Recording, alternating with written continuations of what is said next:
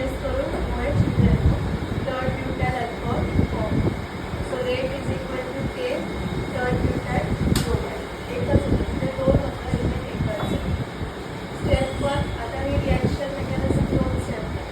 Step 1 मध्ये काय झालं, reversible reaction slow process. Carbon इथे प्लस आणि हा PR सेपरेट केला म्हणजे एकत्र होते ते इथे सेपरेट झाले. कार्बोकॅटायन हा इंटरमिडिएट, हा निगेटिव्ह कार्बो आणायन आहे, हा पॉझिटिव्ह कार्बोकॅटायन इंटरमिडिएट फॉर्म. आणि स्टेप 2 मध्ये काय झालं, हाच परत OH मायनस बरोबर रिॲक्ट झाला आणि थर्ड ब्युटाइल अल्कोहोल फॉर्म झाला. सो हे असं रिॲक्शन्स होतात. आता फीचर काय, तर हे 2 स्टेप मेकॅनिझम आहे. ते काय होतं, एका स्टेपमध्ये सगळं झालं. त्याच्यानंतर hydrolysis of CH bond. CH bond म्हणजे ब्रेक झालं, हायड्रोलिसिस झालं, फॉर्मिंग पोलार कार्बोकॅटायन इंटरमिडिएट. त्याच्यानंतर attack on nucleophile in the fast second sale.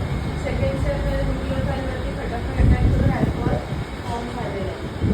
SN1 reaction proceeds with एस्टिमायझेशन. Both enantiomers are forming equal. म्हणजे ब्रोमाइड आणि अल्कोहोल